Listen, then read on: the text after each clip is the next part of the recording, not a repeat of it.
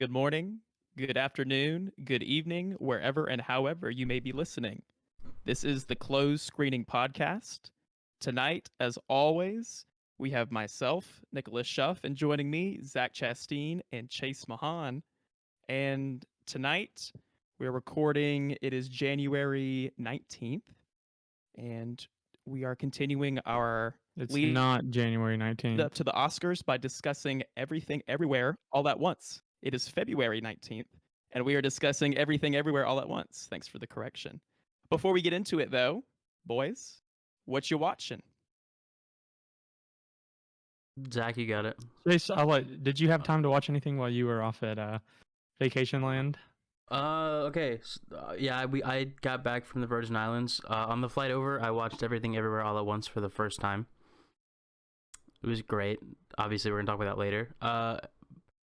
Other than that, flight Did you back. have did you have it on like an iPad, or were they watching it on It was on the plane. We had on the screen? seat back. Oh, they flew me Delta, baby. We had seat back entertainment. Oh, Yeah, it was fancy.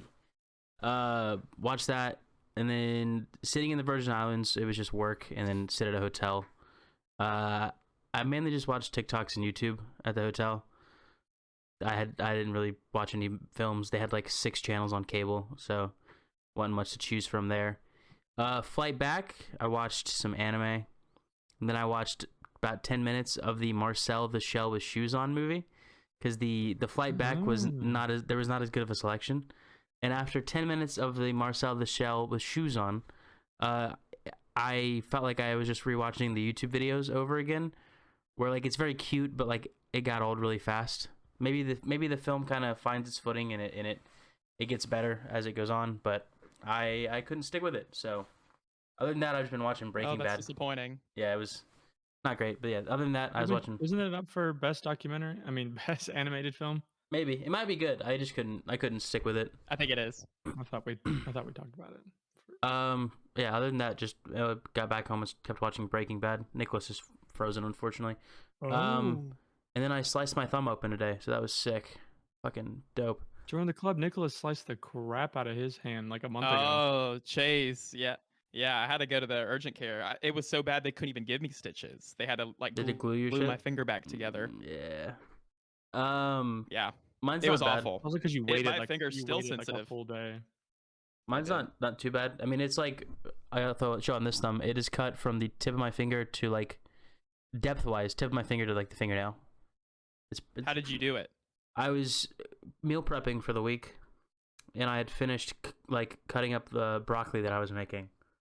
And I was cleaning off my little Sentoku knife, and I was just rubbing it, like scrubbing it with the brush, and I wasn't paying attention. I just went boop, and just sliced from here to like right here. It's only like about an inch long cut, but it's probably about an inch deep or more. But it's too short to get stitches, so I'm just gonna rock with it. Yeah. Well, it's no fun regardless. I will say you don't realize how much you use like certain parts of your finger until you mess with it. So that's my warning to you. Yeah, it's not gonna be a fun time. I was gonna let it breathe, but then I was doing something and like my thumb got caught in the fucking wound, like split, and I was like, no, we'll just cover this up until I go to sleep. Oh. Yeah, it was bad. Kitchen safety, folks. Kitchen safety. Don't cut your fingers like me and Chase. I should have just been better cleaning my knife. It's sharp. Bad. Not fun. Rip. Happens. Zach, what you watching? One more thing. I'm actually watching I'm watching a TikTok on the closed screening TikTok that I made. I don't think I told you guys. This might be you first hearing about this. I made a TikTok today. So that's up. Let's go. Watch that Heck shit. Yeah. Promotion for our own Did we talk about Knock at the Cabin? I went and saw that. No, I don't think we've talked about it. You did? I thought I did talk about it. Maybe you did. Okay. Maybe you told me in person. Maybe you told me in person, Zach. I can't remember. I did tell you when we went and saw the movie. That's what it was. Entertaining but predictable. M. Night Shyamalan watch. no twist. Really, no real twist. That you keep waiting for the twist to happen, and then it never happens, and the movie ends, and you're just like, That was the twist. okay. The twist is that you walk out of the movie in 93 minutes. But That then is a Nicholas twist nowadays. yeah, for real. It was I think it was less than 90 minutes because there was no post credit scene or anything. I think I got out in like 85 minutes. Wow. Wow. Um, but the big one of February is Ant-Man and the Wasp: Quantumania. And Before you talk about it, where's your current score at? for the film, Yeah, I stuck firm on my 5.2 rating. I think I'm about a It is currently the 5.6. fourth worst film I've seen this year. You said a Dang. 5.6. Yeah, 5.6. You've seen some bad films then. The only thing I really want to talk about this movie is oh my god, my cat's under me and he's attacking me, and he just fell off. What an idiot. He was literally just sound asleep and I was petting him, and then he did his little roll over and grab my hand and then bite it as hard as he can. Now he's licking He's gonna his be wrecking wounds. havoc on this podcast. If he gets back up here, I'll put my leg up so he'll jump up on it and curl up in it, or he'll start biting my toes. It's one of the two. Anyway, the only thing that I really care about this movie is the lighting, because they all want to Disney wants to preach about how they're using that new like LED screen when they're doing their like backdrops instead of a green screen, and they're saying in front of it, oh, it's so much better to act on because you're not acting on a green screen. But it all looks like total shit. It looks worse than 2000s like green screens, because I know that Paul Rudd and that whoever plays Cassie are standing in front of a non-existent backdrop and they cannot light it correctly. The only people that can light it correctly are the people that work at Lucasfilm. And it's so annoying. And it just really forces you out of the movie. There's the technical component to Ant-Man and the Wasp: Quantumania. I'll just say the only And redeeming thing for me in this film. Go on. I was gonna say the editing was horrific and the dialogue was horrific. Yeah, It was like one of those it's new what's that bot that writes your homework for you? Chat GPT. Yeah, it's like that wrote a Marvel yeah, script. Like it's technically it a film, is. Yeah, but it has and it had no it I had just think no that like now at this point soul. the MCU has yeah the MCU has lost its magic, and I don't know if I'm just speaking holistically or if it's just this movie or if I'm just hyped for DC, but I don't know. You're right. I like that analogy, the Chat GPT writing a Marvel movie. It had all the right elements, but I still can't quite put my finger on it. It's like you mentioned, we talked about this after the film. Very exposition heavy in the first half of the movie. I wouldn't even Oh say the my first god, act, the first half. Chase, this whole, like I timed it. I looked over to Nicholas, who's sitting right next to me. I said, "We're exactly an hour into this movie, and they have not shut the fuck up about explaining to the audience who these people are." Like it was almost like like if this movie came out 4 years ago, this would have been like part 3 of like the Kang saga instead of, or I think it could have worked a lot better as a TV show Mm-hmm. when you don't need to get basically an hour and a half's worth of exposition into a 2-hour movie, because the movie, and it didn't even feel like a full movie, because by the end battle you're just like, this seems like it should be the midpoint of the story. I don't know, like Nicholas said, you can't really put your finger on it. It just felt weird. And I also don't think it's a coincidence that right around the time that this The- movie's coming out, uh-oh, we got a frozen Nicholas is dead. Oh, there he goes. trying to He's talk. back, I think. We tried to say something, Nicholas? Oh no. Uh. Oh. Well, just gonna fill the silence because the audio listeners would Technical. hate this. I'll finish my thought. Yeah, I'll I guess finish my fine. thought. Go ahead. I don't think it's a coincidence that around the time that this movie came out, we had Kevin Feige coming out and saying that there will be less Marvel projects per year coming out. Oh, fuck, cat! Ah, I'm being attacked. This whole intro is a fucking is a cluster.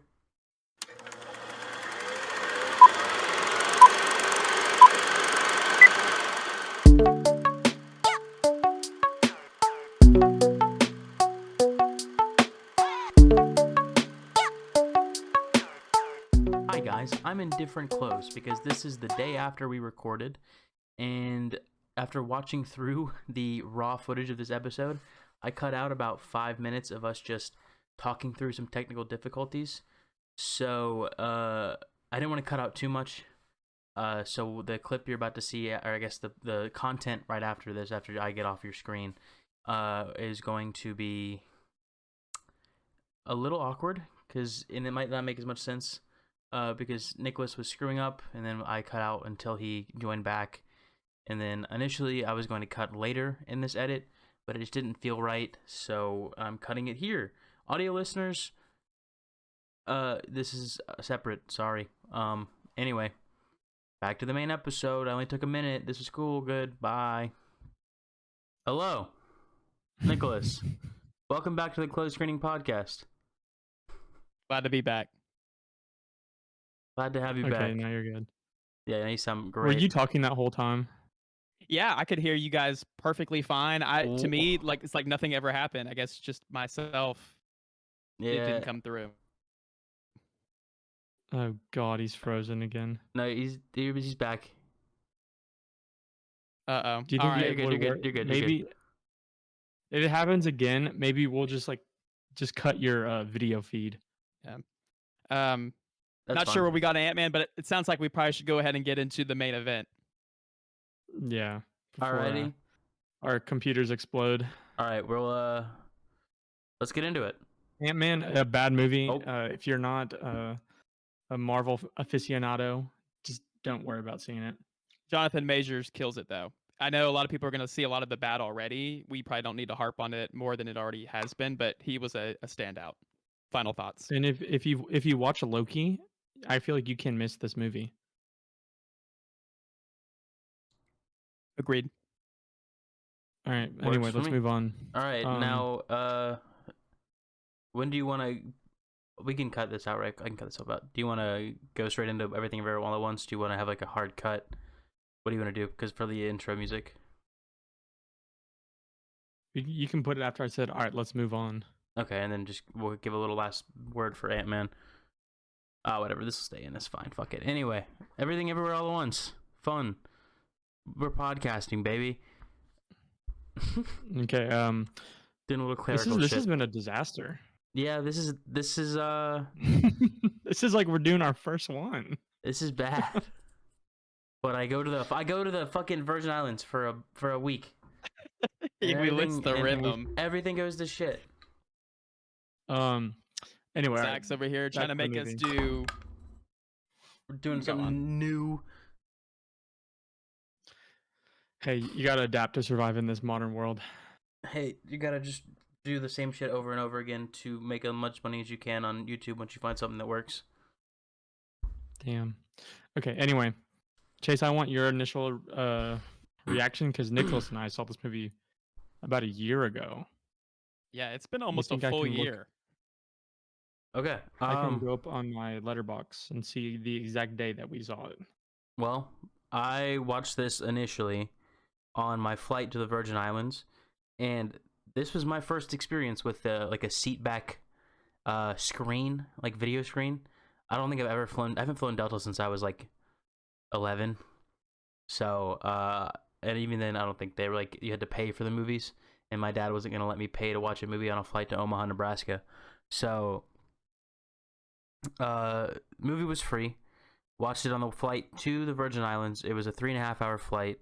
It damn near took me the entire flight to watch this film because I don't know if like you're technically streaming the film or if it's loaded into the seat back screen, but it kept fucking freezing. And so I had to like just like hit. It felt like I was watching like an old YouTube video where I'd like pause it and then like the little there wasn't a buffer bar, but like the little progress bar would go a little more, and I could hit play, and then the film would play for a while, and then it would freeze again, and I have to pause and reset. Anyway, not the best, most ample viewing experience. Also, I was on a crowded ass plane, and the scene where Waymond is talking about how he fights the world by being kind, broke me, and I had to just sit there and not cry and just be like, and just sit there like stone faced. And then I got back from the Virgin Islands and I watched it last week with Emma one night, and I just boohooed like a bitch. I think this movie was fucking amazing. I think this is probably the best movie I've seen in a good while. I don't even know what I'm gonna rate it, but it's gonna be high. I always do my ratings live on air. There's never any thought until after we talk about them. All right, let's hold on that till the end. Yeah, well, I guess just my like initial thoughts as far as like my reaction. I thought the story was really unique and very interesting. I think the comedy was pretty well timed. I think there's a couple things I think that Joy did that I was kind of like, meh, but that's okay. Everything can't be funny. Dialogue was great. The message was awesome. Fucking action sequences were perfect. Like they were definitely played up kind of in the old kung fu style, but it fit really well. Yeah, I have nothing but good things. There was nothing. I couldn't find a single thing I didn't like about this movie. I think maybe one line reading I had a problem with, and that was it. Everything else was perfect. Did Emma like it? She thought it was good. Because I watched it again with Abigail last week, and she was like, I don't understand what's happening. Like, I don't get it. I'm so confused. And I would like pause the movie and try to explain it because I had the benefit of knowing what was going to happen. Because I feel like the first act of this movie is definitely very heavy on exposition. And if you even like glance away once, you're kind of like, what the hell is going on? And how did we get here? But I thought once we got going that she would figure out what was going on, but she kind of never did. So I was like, what is like that? The last scene, like she didn't think the rocks were when they turned into rocks. She didn't think that was emotional. I don't know. Maybe it's a woman thing. No, Emma. I think the first act. I'm just kidding. I know. I'm kidding. Well, our career's already over before they've even begun. I think Emma. First act, Emma was a couple times kind of being like, "What is going on? What's he doing? Like, how is he able to do this?" When Waymond would like, I think the first fight sequence with the security guards, and he would jump, and she's like, "Why is he able to fight better now that he ate chapstick?" And I was like, I had already seen it, so I knew benefit that he would explain it. So I was just kind of like, just wait, it'll explain itself. Just give it some time. But I don't know. She had the quote of I was like, you didn't cry at all. I asked her at the end, I was like, you didn't cry at all, and she was like, no. And then she hit me with a kind of a raw quote, and she was like, you had a happy childhood, I didn't, so maybe that's why it hit you different. And I was like, oh, okay. Oh. So well, I feel like this movie's, I mean, I feel like people that had sort of turbulent relationships with their parents could relate to this movie on a much deeper level than someone that had the perfect childhood, quote unquote. Because Abigail, if y'all don't know, is my girlfriend, and she's very close with her mother. So I also think that's why the movie didn't really hit as hard, because she's never had that sort of drifting away slowly over a long period of time with her mom. I think, I mean, I never did either. I think there's also a subset of people who don't have a good relationship with their mom that also, because I would say Emma's relationship with her mom is probably not like as good as it is with her dad's, is what I'll say. Her parents are divorced, and sometimes her mom just knows how to push her buttons the right way to make her upset. And I was expecting this film to resonate with Emma for that reason, but it really didn't. She said, because I was like, I straight up, I was just genuinely, I was like, did you not kind of feel like the relationship with the mother and daughter? And she was like, I get it, but no. And I was like, okay. Well, I guess if speaking just in the general term, if you've never had that like reconciliation, Mm-hmm. it wouldn't hit the same because That's true. you're still in like the first act of this movie with your relationship. There hasn't been any Oh my god, my wife is development. still Jobu Tupaki. Well, it's funny if I might say something real quick. It's interesting though that because we talk about this one relationship, but what I find captivating is that this movie actually tackles a bunch of different relationships besides just Mm-hmm. oh my gosh, now I'm blanking all of them. Evelyn and Joy's relationship, mother and daughter. You get Evelyn and her father, Gong Gong's relationship. That idea of the sort of the generational trauma, and then of course you get the actual marriage that's dissolving itself. Wayman's trying to file for divorce against Evelyn, and so you get that sort of the couple, the romantic relationship. So there's a lot of different stuff going on. To And state the obvious, what as we about talk about a Evelyn? multiversal movie that tackles nihilism and existentialism, but there's a lot of interpersonal relationships What about Evelyn's relationship with herself? and that as well. Oh yeah. So Nicholas, Chase, I want to jump to the end of the film real fast Okay.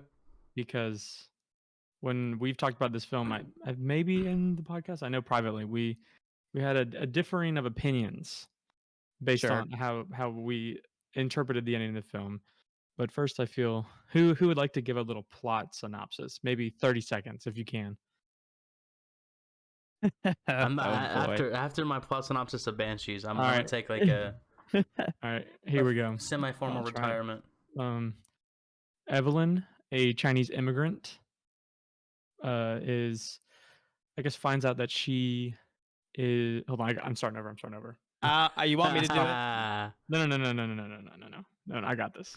Ain't so easy. Okay, Evelyn, Chinese immigrant, is visited by an alternate dimension spouse, her husband from a different dimension. He tells her she's the chosen one and she must stop Jobu Jupake. Jobu How do you Tupaki. say Jobu Jupake? Mm-hmm. Yeah. There's this multiversal being that wants to destroy everything, and then throughout the film, she comes to accept that she is this all-knowing Evelyn, and then she finds out that Jobu Jupake, however you say it, is actually a multiversal entity of her daughter, and then you get the nihilism that in a infinite multiverse nothing matters, and you're living your worst self, blah blah blah blah blah, and then we come to the conclusion that what does nothing matter, or does everything matter because nothing matters? But the final scene is she's reconciled with her family. Her daughter is now choosing to live with her in this mundane reality where they're filing taxes with the IRS to make sure their business doesn't close. And the final scene is you can hear all of these other realities like begging for Evelyn's attention. And then she sort of looks at the camera and the movie ends. I don't know, how was that? That's pretty good. That's pretty good. Sorry, I was also canceling my Showtime subscription. I'll give it I did that yesterday too. I forgot that I had to hit the 30-day free trial to watch it with Emma because there's nowhere else to watch it. But I think I left out a lot of stuff that we can get into later, but I feel like that's the ultimate summary. I wouldn't add, I know add too much.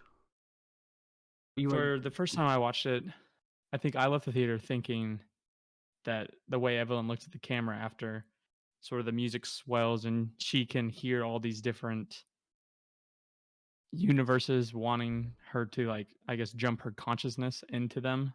Mm-hmm. And she's sort of like, crap, I sort of messed up. Maybe I should have gone into the donut and just ended it all. And I know, Nicholas, you had a very different interpretation. Let me hear Nicholas's.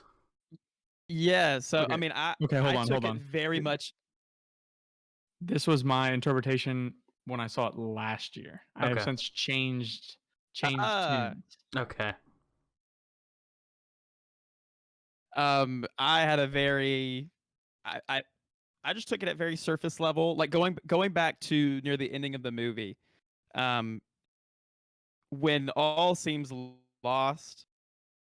Well, Lord, for audience members who haven't seen this can sound like real nonsense, but I have my thoughts written down here. Um, the, as Evelyn is about to enter the bagel with Jabu, uh, we hear Wayman basically his pleas for everybody to stop fighting and everybody to be kinder and life to be better for everybody. And so Evelyn has this sort of existentialist epiphany, and she follows Wayman's advice, and she's bringing joy to those who are pained. And it kind of culminates in this moment where uh, Joy is trying to enter the bagel, and Evelyn tells Joy that even when nothing makes sense, and even though she could be anywhere else in the multiverse, she would always want to be with Joy. And so Jabu and Joy, they're saved from the bagel. They embrace, and then we get to this ending that Zach's talking about. Um, when they're back in the IRS building, Evelyn's attention is drawn to these other versions of herself from the multiverse, but then she regrounds herself back in her home universe. That's how I interpret it, and it links back to when she told Joy, "If I could be anywhere else, but I want to be here. I want to be with you." And it's that reaffirmation at the end. We this is still going on. I could be anywhere, but no, this is my home. This is where my heart lies. I had the same takeaway as Nicholas. I think the thing that really reaffirmed it to me was kind of the parallel from the first time that we see her in the IRS office when she first learns how to verse jump, and she's very much more interested in what alternate Alpha Waymond is saying, in like what her all their lives could be. And whenever Deirdre continuously tries to get her back to this dimension, this universe, she won't admit that, she's not listening. She's like, I'm listening, and like, I think the parallel of her in this new timeline, or at the end when she's at the tax office, and she's asked, Deirdre asks Evelyn, "Were you paying attention?" And she just kind of snaps back and then goes, "No, I'm sorry. Could you repeat that?" Or whatever it is that she says. I think that, to me, that was kind of the really symbolizing the growth and the fact that she is now content to be in the universe that she started in, I guess. I like that, Chase. Yeah. I like that. I'll go on and say, well, I'm not as fully convinced by Nicholas's explanation. I am leaning more towards that. Like, I definitely saw it in a different way of like, okay, I'm going to speak in the first person. Like, she's like, I know what's out there, but I need to, it's almost like a form of meditation. She Mm-hmm. needs to ground herself in what matters. Um, I've been thinking about this. This is random. But the only thing that really bothers me about this movie is that they leave their universe that they started off in absolute ruins for their family, and they don't even address like what's going to happen to it, because she stabs Wayman in the stomach, and then she, I guess those people weren't dead per se, but all those people were fighting, and they're going to get their consciousness back, and they had just assaulted those security officers. If I may, if So I may, yes. are you familiar with the dancing plague and other instances of mass hysteria? Not personally, but I've heard of it. There you go. I've never been afflicted. Well, that's it's going to get written off as just mass hysteria. Rick and Morty has also made me numb to the idea of people leaving their universes in absolute ruin. But it's not even the universe. It's like these 20 people. Really just Wayman, who he has no idea what's going on. All he knows is, I guess he sort of knows by the end of it, I don't know, but this is time travel in multiversal movies. Since her consciousness is no longer in that of first Evelyn, will she even know what's happening? I don't know. See, Um, that's where I don't know. that's where the multiversal stuff just goes over my head. I think there has to be a suspension of disbelief with multiverse No, I know. and time travel, timey-wimey, films, because like you're never there. There's always going to be a paradox. There's always going to be a problem. Even the best writer, you could find a hole. You can find a problem with the universe that they've created. But I was able to kind of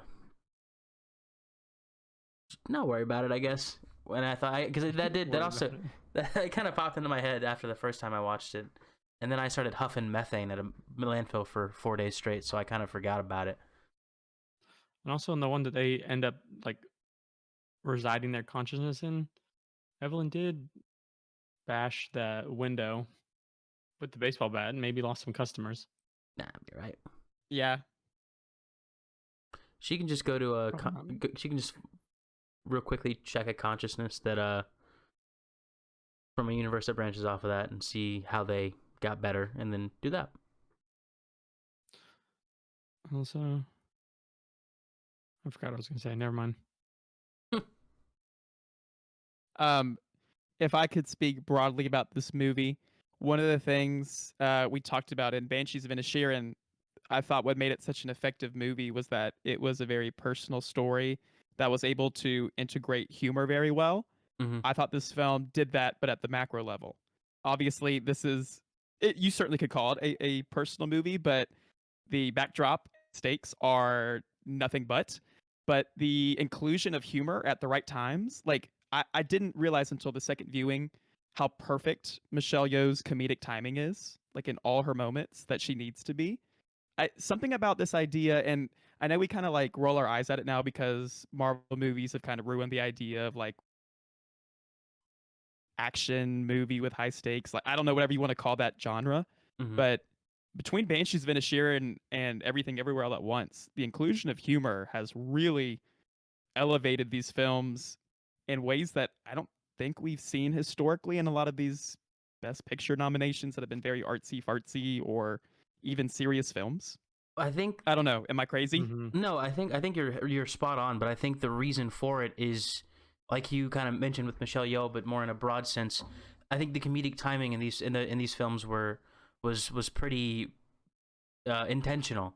There was the jokes were put there at the right time, whereas like if you look at Thor: Love and Thunder, you guys probably more than me, but kind of felt like it relied too much on the jokey, goofy kind of wackiness that is Taika Waititi, and so it was a little too much joke, not enough, action and story. And I think whereas these, it's still story focused, and the jokes really kind of just sprinkle the path from point A to end.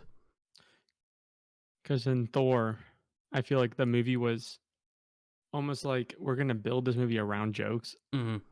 That's gonna be like the pillars of our movie, and then we'll fill in the gaps with Plot. like the story, which is, I mean, sure, there's thousands of films that work like that. Almost every like absurdist comedy is basically that, a series of bits.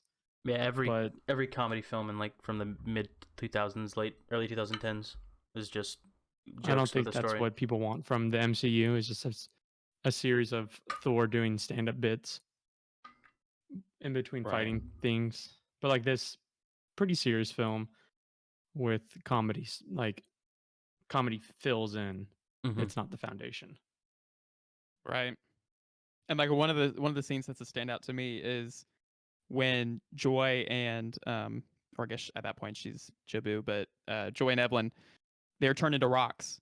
Like that's that's a great moment that's humorous, especially I think that played well for us in the theater, Zach, but also that's a moment that we as audience members need to decompress and breathe after the events that just transpired. I thought it's the perfect dichotomy. I thought that scene was Nicholas, brilliant. did you rewatch it? I did. I felt that scene hit much like harder in the theater because Oh you yeah. really get the absolute silence that is that Yes. scene.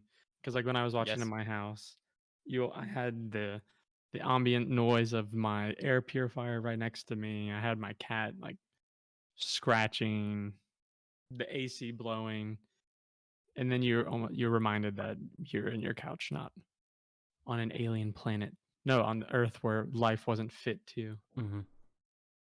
to develop. Um,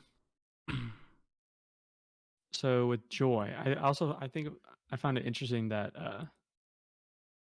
it seems like she is fully misunderstood in like the eternity of the multiverse, and even like her mom doesn't really understand her. She hates her tattoos. She hates that she has a girlfriend.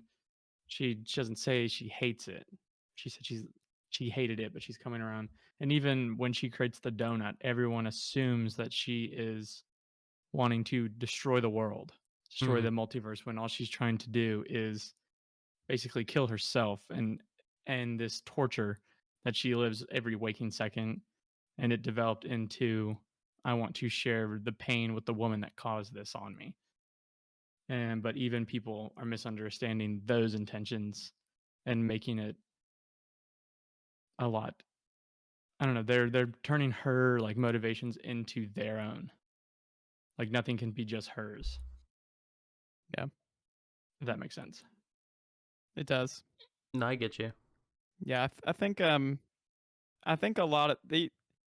It's interesting.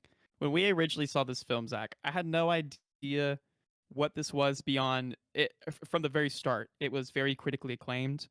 Because we saw Mm-hmm. it what within a month of it being released, maybe a little bit Mm-hmm. after. Um, but I had no idea what this film was beyond. This seems like a knockoff Secret Wars, like quasi Marvel movie, A24. What am I going to get out of this? I thought the balance of tackling all of these themes of absurdism, right? Life is absurd, existentialism of the self, of in Joy's case certainly, and nihilism. It's a hard act to balance, but I thought through the lens of this, I don't know, and maybe this is me get on the soapbox or being very stereotypical, like the Gen Z character, right? The Hmm. millennial or whatever. It's that girl that we're supposed to follow it through. I thought that it was at sometimes presented itself as cliche, but it was a great. I don't know. I don't, and I guess I don't know what I'm trying to say or how I'm trying to word this. I did think it was effective. I've seen a lot of reviews after the fact say that the subjects weren't treated serious enough, or that it was perfect, or some people fall in the middle. I thought it that the film did a great job of highlighting those things through Joy in her evilest incarnation. I don't know. And that was just a ramble. I don't even know if there's anything to respond to about that. But I thought it was very effective. I seriously I thought it was Mm-hmm. effective. I guess I'm just shocked even how well in the second viewing how well I thought they were able to tackle all of these themes because this movie there's a lot going on. But I thought it does it so well. Mm-hmm. And by the end, and like Chase mentioned when he first started talking, I when I finished this movie the first time in the theaters, like I wanted to cry.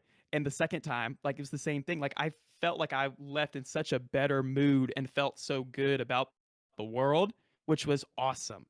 Like this film is the exact opposite of what like Joaquin Phoenix's Joker movie did to me.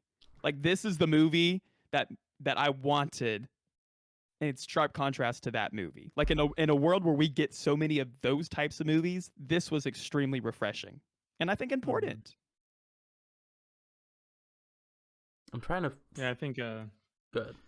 leave the theater with it's never too late to right any wrong that you've done in your life. And I think if you've wronged somebody, they will be appreciative if you truly come to them with open arms and a heart to change.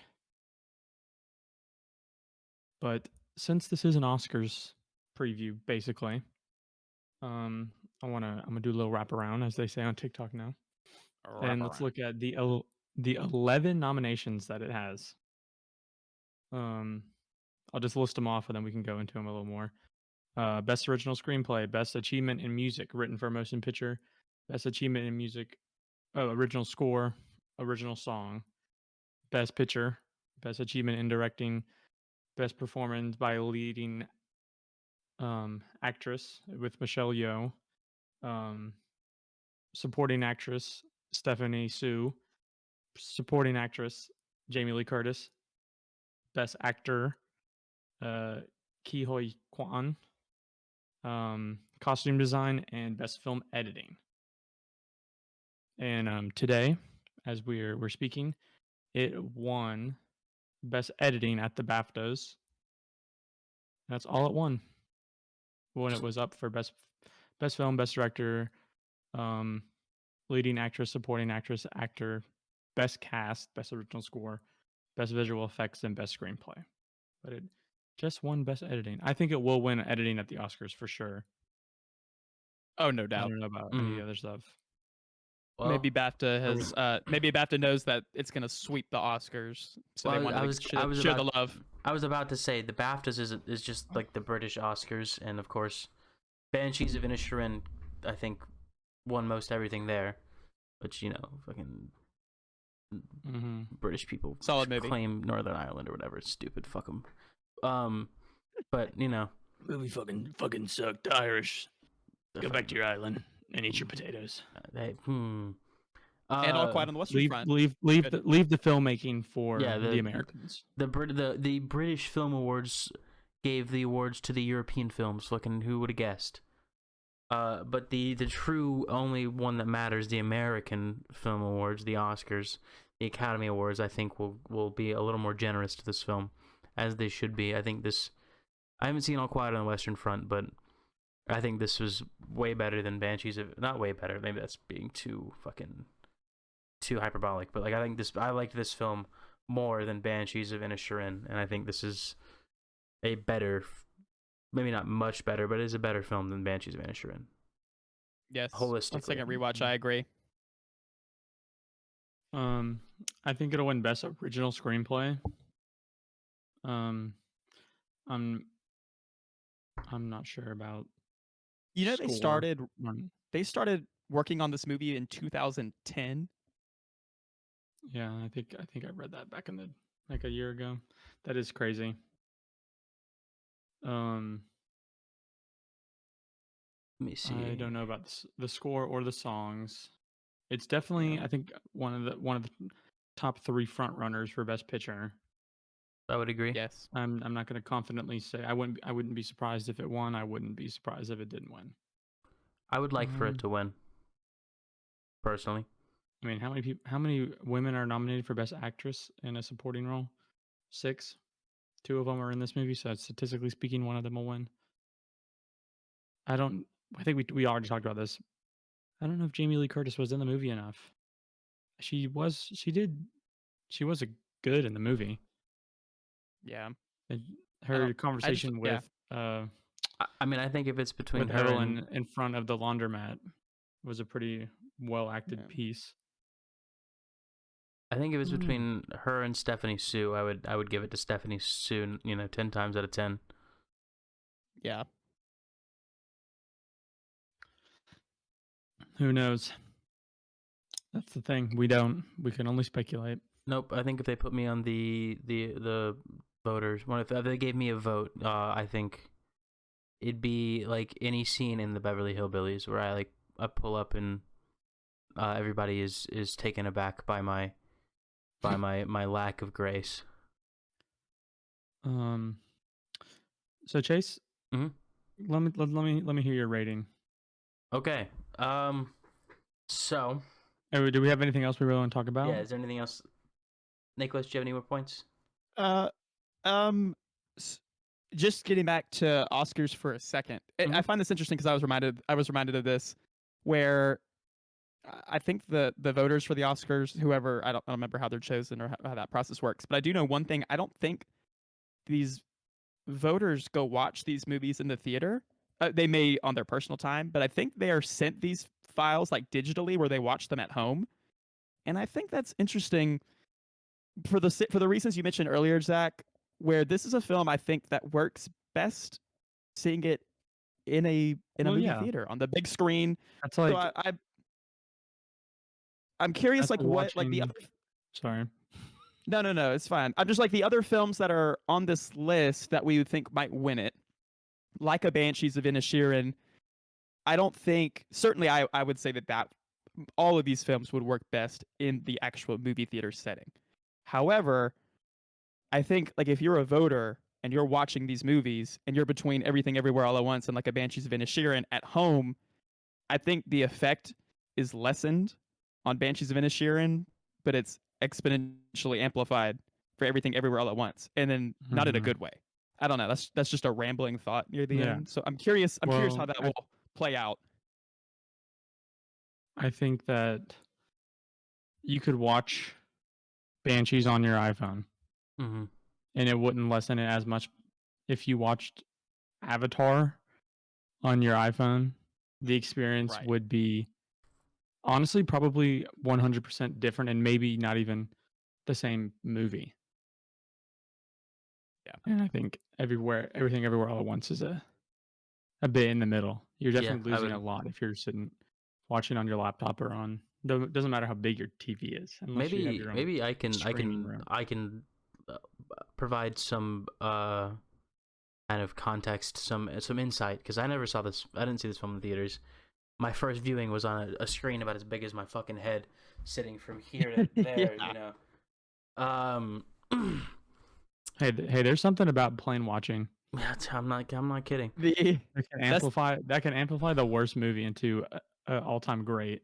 I think that's certainly chased the way that the Daniels envisioned their movie being watched was on the Delta screen. yeah, I think there could have been the fact that prior to us boarding the flight, there was a kid sitting like across from me in the terminal, just screaming his head off because he had dropped a cookie on the ground and his mom wouldn't let him eat the ground cookie.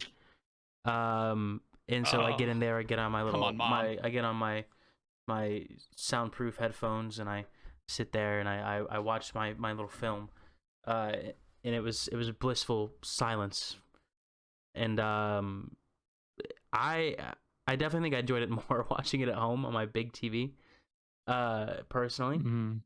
Well, you're Um, proving our point, Chase. The bigger well, the screen. well, yeah, okay, but fucking these guys. I'm assuming anyone who's voting on the Academy can get themselves like a 53-inch TV. God bless. Um, but even like if I watched it on my computer monitor, I think it would have been better. Just the fact that I was watching it on like the equivalent of one of those portable DVD players. I don't think the picture quality was very good on that screen, but regardless, I think some of the visual on the Delta screen, some of the visual kind of aspects of the film were a little lost on me. I won't lie, but Yeah. like I said, I could have watched it on my computer monitor, and I think I would have got everything from it. I think even the scene of the rocks. I think maybe it was because all I could hear was the little, I don't know what the air sound in the airplane, whatever that sound is, that just kind of sound. Mm-hmm. But it hit the same. Yeah, just what they envisioned, like Yeah, Nicholas said. yeah, it I think it I think hit. I every think it hit film pretty should be well. directed with airplane viewership in the back of their mind. I think there should be a separate edit for airplane viewership. Personally, airplane mode. Best airplane editing goes to That'd be a Razzies Avatar for because they sure. cut out half the movie. Oh, my Okay, rating. Nicholas. I just thought it was interesting because I feel the exact same way about All Quiet on the Western Front, especially one that's like catered for like streaming. I feel like that one especially would play way better in theaters than on a Mm-hmm. TV at home. But anyway, that's my ramble. Last thing, I promise. Last thing. Mm. Mo and K Hui Kwan are phenomenal. I don't think we really talked about them at all, really enough. I feel like I we know they're talked each about them nominated in last respective episode. categories. Yes, I just want to reiterate, fantastic, especially Michelle, who obviously has to do a lot of the heavy lifting and the different multiversal incarnations of her, and having to balance the emotional, the resonant, and the martial arts fighting. I mean, it's killer. It's killer stuff. Mm-hmm. Go on. I agree. As far as what I rated this film, I guess we'll get back to that. I guess This is coming to you right off the dome right now. yeah, sort of. I actually did think about this one a little bit because I was really high on this film when I initially watched it the first time and the rewatch with Emma. I think this film really, really, really resonated with me. I enjoyed the story a lot. I remember after the first watch, I was like, man, I'm Waymond pilled. I am Waymond. I feel like I am Waymond. And then I watched it with Emma, and we finished watching it. It's like 10:30 on a weeknight, so that she should already be in bed because she goes to bed at like 9. So we go lay down. I go like tuck her in, and we're chatting.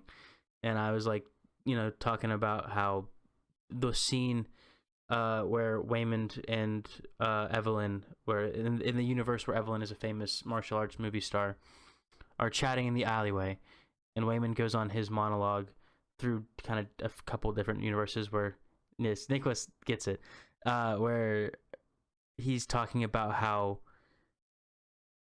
specifically the scene, I guess, in the alleyway where he's talking about how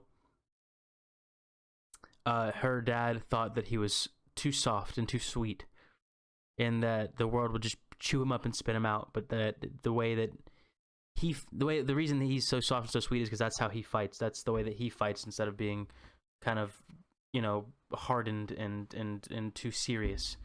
And I was telling Emma that I really related to that. And like I was like trying to explain why it made me cry, and then she hit me with the most real shit. She was like, "No, it's because you're Evelyn," and then I was like, "Oh, you're Waymond." This whole time, I was like, "You're Waymond, I'm Evelyn." Fuck, and that's when I don't know. For some reason, just that one little thing kind of gave me a little more like a different point of view for the film. I just wanted to add that in there. It doesn't really have anything to do with the rating. That's awesome, though. Yeah, That's awesome. I thought it was really cute. I loved this film. I thought this film was great. I gave it a 9.6. That's what I'd give it, 9.6. Zach's making Almost quite the face. Perfect film. The only No, I'm sticking with an 8.8 that I gave to it. 8.8. 8.8. 8.8. I'm sticking to it. Down for a 9.5. a It was it was third place of the films I saw last year. What were the top two? Remind me. Boogie Nights. Just a fantastic film.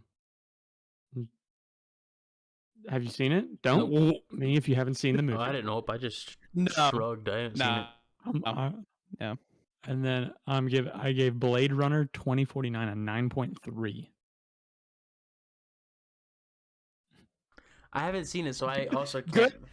I can't be. That's I a can't good. be, can't say Blade a word. Runner 20. What? That's a good film, but come on, That was your. All right. Okay, that's fine. That was my top movie of last year. That's right. That's why you are Zach Chastain, and you have your own brain. You ever seen something about that movie? No. I'm literally Ryan Gosling. I'm him. You are him. I'm Kay. Yeah. He is me. I'm Waymond. I'm still Waymond pilled. Well, it sounds like we can all agree that it is a fantastic film, certainly worthy of winning the Oscar, multiple of the Oscar nominations it's been nominated for. Final thoughts, Zach? Anything else, Chase, that we need to talk about this film, Oscars in general, the nominations? No. Yeah, I think we said it all. Next week, I am determining that we are going to watch, because we're trying to get them all done, right? Yeah. We'll double up next week for our viewers. We'll talk about one of the films we've already sort of talked about. And then what are we adding on to it? Picture. I got him right here. Where's Best Picture? How did I just miss Best Picture? Because you guys are talking to me. Apologies. Is Best... Oh, here it is. I am ready to vomit my thoughts on Tar if that I'll have to watch it, but let me throwing see. my 2 cents out there. Let's see. Where can I watch Tar? Peacock. Okay, I got a family member with Peacock. Surely. I think my parents have it. I'll just steal their Peacock. We can do Poopcock. Tar. Am I an idiot? I What? Only some days. thought Empire of Light got nominated for Best Picture. No, I don't think so. What? Negativo. Is she nominated for Best? Is she nominated for Best Actress?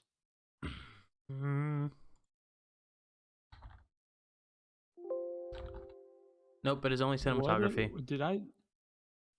I literally dreamed that? It's nominated for cinematography. That's it. Bro, I literally texted y'all to watch that movie because I thought it had gotten I nominated for forgot Best you Picture. texted me to watch that. Oopsies. Maybe that was Alpha Zach from Yeah. Everything Everywhere All at Once that thought that.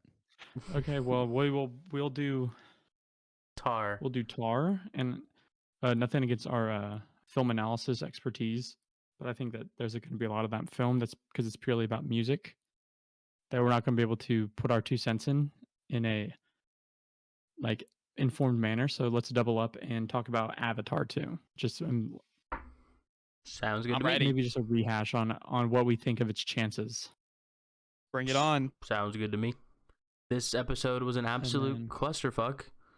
Glad we got through it. Hello, Ziggy. Do you have any final thoughts on Everything Everywhere All at Once, young man? He's so wise. So, I feel like near the end, I feel like the editing will only be an issue at the beginning. No, that'll I be feel fine. like we had It's pretty fine. solid. This second is half. probably going to come out a day late just because I gotta go to bed, and it's going to take forever for it to upload and stuff. So, Audience Chase, you're members, fired. this is real. that's fine. It happens. This is show is real. raw. Show's raw as heck. Anywho, Alright, well then is. we won't be catching you on Monday. I guess you'll be catching us on Tuesday. yeah, if this episode's late, sorry. I'm a sleepy time bear. If Will's watching this, he'll be the only one who he shit on me for saying that so much yesterday. Anyway, Boys, where can they find us? oh, Zach has the thing. Screening. I got the notes. Let's Who's ready? All right, you can find us on Twitter at Closed Screening. Yep. Podcast anywhere podcasts are found at The Closed Screening. Yep. TikTok at The Closed Screening and Yep. YouTube at The Closed Screening Podcast. There you go. Look us up if you're whatever you're watching us on. Watch us on the other thing. Please and thank you. All business We're blowing up on inquiries YouTube. blowing up. 56 views. Yep, I would love for a sponsor. Thank you, please, very much. Whoa. We didn't. You don't have to disclose We the didn't- amount of views. Blown up. Well, it's public knowledge. It's like public information, bro. We have 66 total views on our page. I'd love for some more. Please and thank you. See you All right, guys Yeah, we'll next catch you week. next week. to quit our jobs. Yep, yeah, we want to quit. Thank you guys. See you next week. Peace.